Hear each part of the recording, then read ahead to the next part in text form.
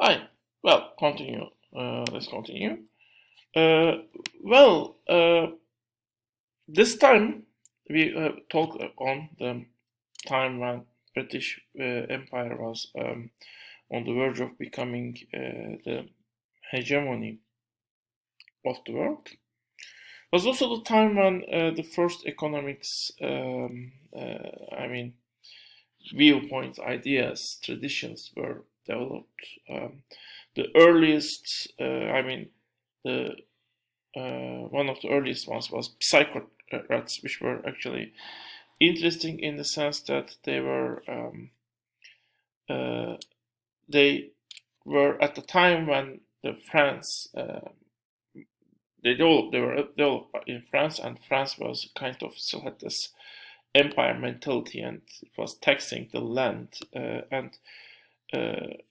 and basically Socrates claimed this all these industrial centers, this industry was only a product of the land and agriculture. They were only able to exist because uh, in the production in the land was sufficiently high, uh, so that part of the population was freed to produce industrial products. So in the end, everyone needs to eat, and that food will come from the land. So other parts of the economy, in the end, only can only exist, can only develop if land itself is sufficiently productive. So the land and agricultural activity was the main activity according to this view. And of course, the idea can follow that actually, in order to become economically strong, the land should be production in the land should be supported more. Um, Adam Smith, on the other hand, he's interesting actually. He gives this example of the pin factory, where basically when everyone is producing a single pin, the production is slow, but where many people specialize in production on different tasks, basically they can produce the pin much faster. So according to him, the main source of wealth is increasing productivity in land or in other places, in other aspects. But in order to be productive, large number of people should produce the same thing, and if large number of people produce same thing, the communities need to import other products from the rest of the world, or the rest of the country at least, by exporting what they have produced. So this specialization, division of labor, more people working on the same thing to specialize on certain tasks, can only be possible if trade networks expand, if more things will be traded. So in the end, also the pin factory can only produce large amount of pins by increasing its productivity if there are sufficient number of clients who want to buy those pins around the country. So in other words, this expansion of trade allows production units to specialize on uh, producing a certain product, and basically employ more members of society, grow larger, and produce more of those products in faster way, more efficient way. More labor efficient way. Even though you have more workers, your production level increase even more because your productivity increase in this sense. So, according to Adam Smith, pretty much the trade is the main thing that is increasing the production level and the wealth level of the nations or societies. Of course, there is much more to them, but this is also some core ideas of them. So pretty much, these new ideas were connected to the realities of the time where they developed, and Smith was at the time when basically the early factories were just in process of development, and as I said, Britain becomes industrial center of the world. Previously, as I said, some industrial production was done in the hegemonic centers, but in case of Britain, I mean the industry and basically the industrial activity have become kind of the dominant activity in a very large area, with starting point in 19th century basically, and also in the rest of the world, these industrial products are demanded for even basic production. I mean, in agriculture, and basically, I mean, since the cities have penetrated into a deeper area in ever larger areas, these industrial products were demanded. So basically, Britain has this high demand from the rest of the world, and the rest of the world, in order to organize their economic, continue their economic activities, they were depending on the British products. Previously, the products produced by hegemony were important, but kind of the trade organization was more important, more dominant thing. But now the production was also the binding factor of the hegemony. So production became much more important than the earlier hegemonies with England. So in that sense, I mean, this production side of the edge of hegemony have become more dominant with Britain. I mean, without Britain, the commercial edge was the more critical one, not the production. Before Britain, commercial edge was the critical one. And basically, more countries in Africa, the empires, the Ottoman Empire, Russian Empire, China, the Mughal Empire, all become dependent to the British products. So they also become integrated to the European World Economic System at this time. So basically, the World Economic System has expanded to the whole world. The European World Economic System expanded to the whole world at this point.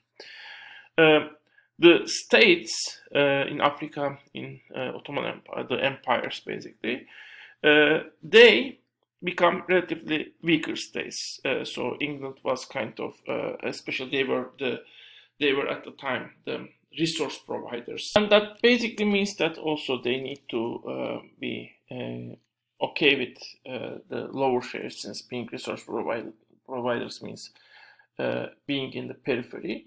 So the states should not have sufficient to become too powerful to demand a higher share from the world production, world economic system, basically. And at the time, the most interesting, the maybe most dominant thing, actually, I mean, that was happening was previously, arguably, the fields of the villages was the center of production. I mean, that was the most people were producing. Now factories has become center of production. I mean, increasingly more people started to work in the factories, so they become the centers of the production, and kind of the working organization in the factories have become the dominant working organization type. So let's look further in more detail to this new center of the production.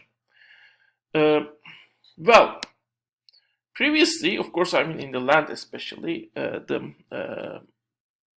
production was dominated by certain factors, especially the spring, I mean the seasons, and at certain seasons more work needs to be done, and in that case you need to work very hard at those times.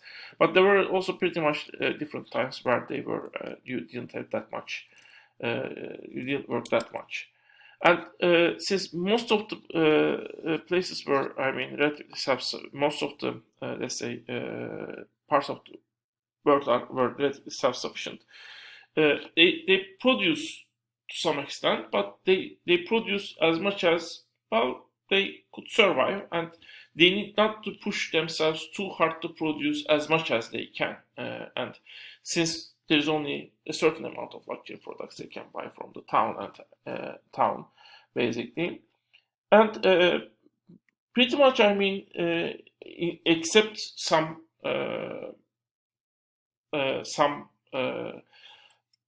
well, trade centers and administrative centers.